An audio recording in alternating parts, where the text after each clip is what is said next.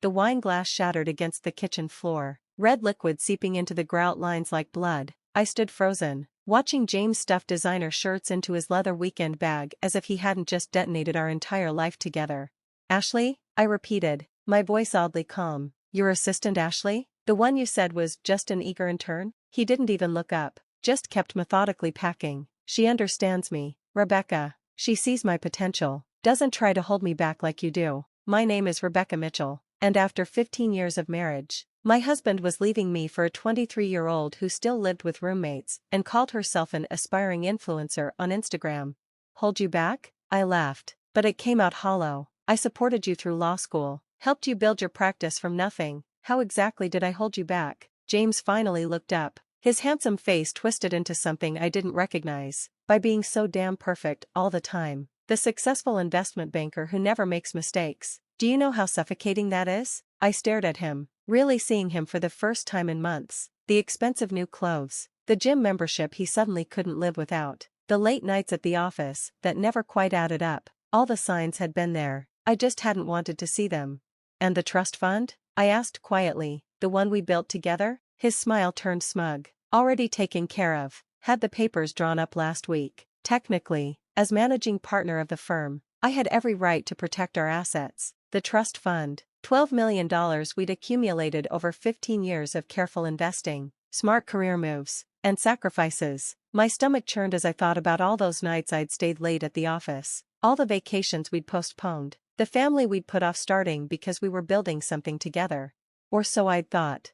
"You can't just take it," I said, but even as the words left my mouth, I knew he could. James was a corporate lawyer, he knew exactly how to manipulate the system. He zipped up his bag with a flourish. "Actually, I can. And I did. Don't worry though, I left you enough to get by. Consider it a parting gift." I watched him stride toward the door of our penthouse apartment, designer bag in hand, looking every bit the successful lawyer about to start his exciting new life. He paused at the threshold, turning back with that practiced courtroom smile. "Oh, and Rebecca? Ashley and I are getting married in June. She's always dreamed of a summer wedding." The door clicked shut behind him, leaving me alone in the pristine kitchen I'd redesigned just last year, alone with the shattered wine glass, the seeping stain, and the knowledge that my husband of 15 years had just walked out on me. But here's what James didn't know, what his legal expertise and inflated ego had failed to consider. I wasn't just a successful investment banker, I was damn good at my job. And 3 months ago, when I first noticed the signs, I'd started preparing for exactly this moment. I pulled out my phone and dialed my lawyer, Margaret Chen. She answered on the first ring, as if she'd been waiting for my call. "It's done," I said simply. He took the bait. Margaret's voice was crisp and professional. "Everything in place? Just like we planned. He thinks he cleaned out the trust fund, but..." I smiled, feeling the first real spark of satisfaction since James dropped his bombshell. "But he has no idea about the offshore accounts, or the shell company, or the fact that I've been documenting every questionable transaction he's made in the last 6 months." There was a pause, then Margaret chuckled. "You really are brilliant, you know that? When you came to me with suspicions about James, I thought you were being paranoid, but you saw it coming." I had. The signs were there if you knew where to look. The sudden interest in cryptocurrency, the new offshore clients, the way he'd started asking pointed questions about our investment portfolio. James thought he was being clever, but 15 years in investment banking had taught me to spot patterns. So I'd prepared, quietly, methodically. I'd moved most of our assets into new accounts he couldn't access, created a paper trail of his suspicious activities, set up a trap that would spring the moment he tried to clean out what he thought was our main trust fund. "How long until he figures it out?" Margaret asked. I glanced at my watch. "The fake trust fund transfer should clear in about an hour. Once he tries to access it, the fraud alert will trigger, and all his recent transactions will be flagged for review." Margaret sounded impressed. "You've really thought of everything." Not everything. I hadn't thought about how empty our apartment would feel, hadn't prepared for the ache in my chest when I looked at our wedding photo still hanging in the hallway. 15 years was a long time to love someone, even if they turned out to be a stranger in the end. My phone buzzed with a text from an unknown number. "You're so lucky James wants to be with me. Don't worry, I'll take good care of him." Ashley. Of course she'd get my number from him. I deleted the message without responding. The next few hours passed in a blur. I methodically went through our apartment, gathering James's remaining belongings into boxes. His favorite coffee mug, The ridiculously expensive golf clubs I'd bought him for Christmas. The framed law degree I'd helped him earn by working extra hours to pay his tuition. Each item felt heavy with memories, with promises now broken. By midnight, I'd filled 6 boxes. They sat by the door like sentries, guarding the remains of my marriage. Then my phone exploded with notifications. First came the angry text from James, "What the hell did you do?" Then 3 missed calls. Finally, an email, his rage evident even in the subject line, "You will regret this." I poured myself a fresh glass of wine, careful to step around the stain from the broken one, and settled in to read his tirade.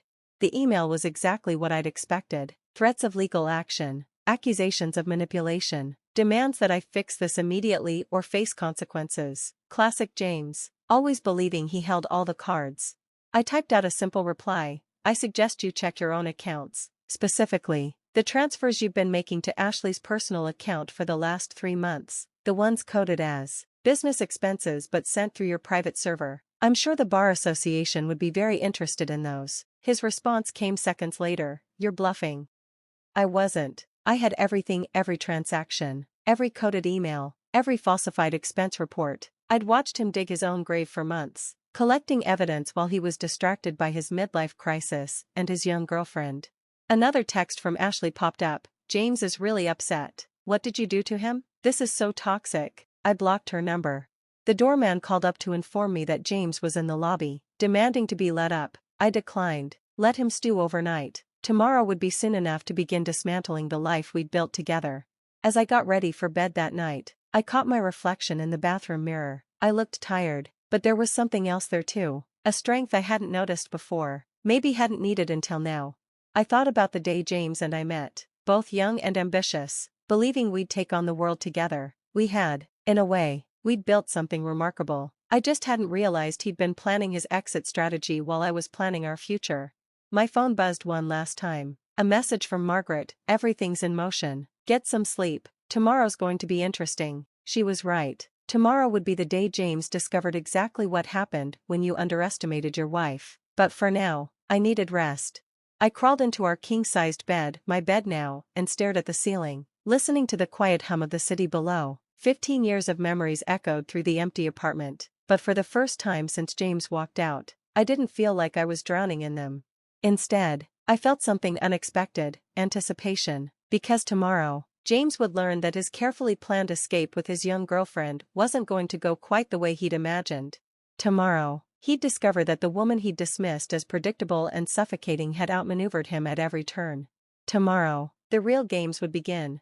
The next morning, I woke to 17 missed calls and over 30 text messages. James had been busy. His messages devolved from angry demands to desperate pleas as the night wore on, ending with a final text at 4:37 a.m. "We need to talk, please." I took my time getting ready, selecting a crisp white blazer and my favorite Louboutins. If I was going to watch my husband's world implode, I wanted to look impeccable doing it. Margaret called while I was doing my makeup. "Are you ready for this?" "He's been calling my office since 6 a.m. "I'm ready," I said, applying a final coat of red lipstick. "Is everything in place?" "The bank has frozen all the suspicious transfers. The Bar Association received our anonymous tip about his creative accounting. And that private investigator's report you commissioned? It's devastating." I smiled at my reflection. Perfect. Time to end this. The law firm of Mitchell Associates occupied the top 3 floors of a gleaming downtown high-rise. James had insisted on the location when we first opened it, claiming the view helped close deals. I hadn't set foot in the building since I'd first suspected his affair, but I still had my key card. Some things he'd forgotten to take away. When I stepped off the elevator, the office was in chaos, staff huddled in corners, whispering. Ashley was nowhere to be seen, but her desk had been cleared out. James's office door was closed, blinds drawn. Mrs. Mitchell, his secretary, Linda, rushed over. She'd been with us since the beginning, had watched us build this firm from nothing. "He's been asking for you all morning." It's bad." "I know, Linda," I said gently. "Why don't you take an early lunch? This might get uncomfortable." She nodded gratefully and grabbed her purse. As she passed, she squeezed my arm. For what it's worth, I never liked her. Too obvious with those short skirts and giggling. I approached James's office, my heels clicking against the marble floor. Without knocking, I pushed open the door. The great James Mitchell looked like hell. His perfectly styled hair was a mess, His expensive shirt wrinkled. He sat behind his massive desk, surrounded by papers and empty coffee cups.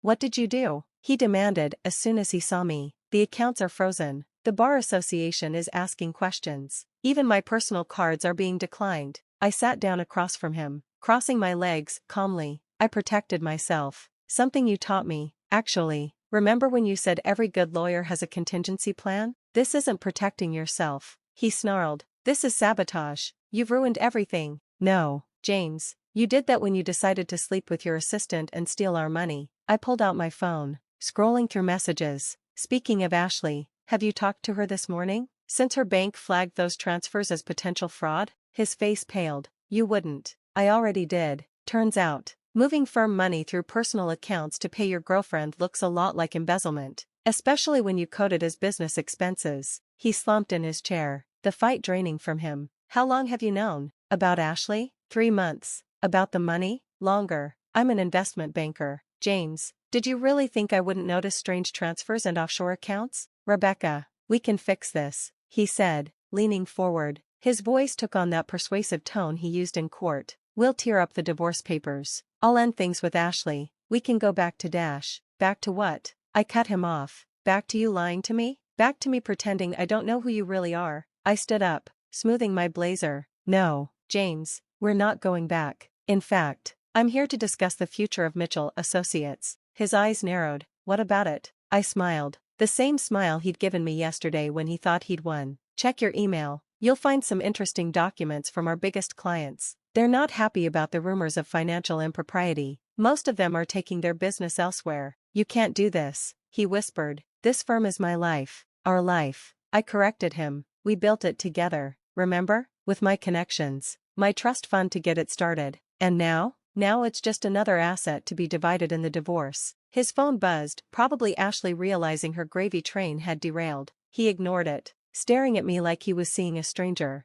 "Why?" he asked finally. "Why go through all this? You could have just divorced me." I leaned across his desk, meeting his eyes. "Because you thought I was weak. Predictable. You thought you could discard 15 years of marriage and walk away with everything we built. I needed you to understand exactly who you were walking away from." As if on cue, Linda appeared in the doorway. "Mr. Mitchell? There are some gentlemen here from the Bar Association. They're asking about an ethics complaint." James's face crumpled. His perfectly planned escape was falling apart, piece by piece. The money he thought he'd secured? Frozen. The girlfriend he'd risked everything for? Gone radio silent once the cash dried up. The reputation he'd spent years building? About to be scrutinized by his peers. "You'll never get away with this," he said, but his voice lacked conviction. I gathered my purse, preparing to leave him to face the consequences of his choices. "I already have." "Oh, and James? Ashley posted some interesting photos last night. You might want to check her Instagram. Apparently, she's already found someone new, someone whose accounts aren't frozen." I walked out of his office, head high, leaving him to deal with the Bar Association investigators. The staff watched me go, their expressions a mix of awe and sympathy. They'd figure out soon enough that Mitchell Associates would survive just under new management. Outside, the summer air felt clean and fresh. My phone buzzed with a text from Margaret. "Just got the preliminary divorce agreement drafted. You're going to like it." I smiled, thinking about the future stretching out before me. The firm would need restructuring, clients would need reassuring, but for the first time in months, I felt truly free. That evening, I returned to my apartment. The boxes of James's things still sat by the door, but they no longer felt heavy with memories. They were just boxes, filled with the belongings of a man who had underestimated his wife.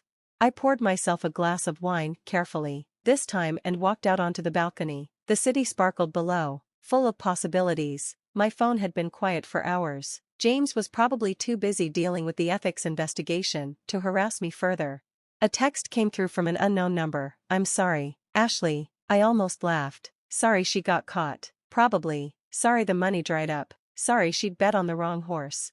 I blocked her number again and turned back to the view. Somewhere out there, James was realizing that his perfect escape plan had backfired spectacularly. His young girlfriend had vanished, his assets were frozen, and his professional reputation was in tatters.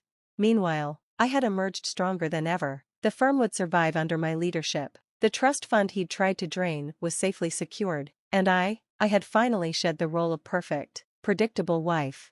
3 months later, I sat across from James one last time, signing our divorce papers. He looked older, tired. The ethics investigation had resulted in a suspension of his law license. Ashley, true to form, was already engaged to someone else, a fact she'd announced on social media with gleeful abandon.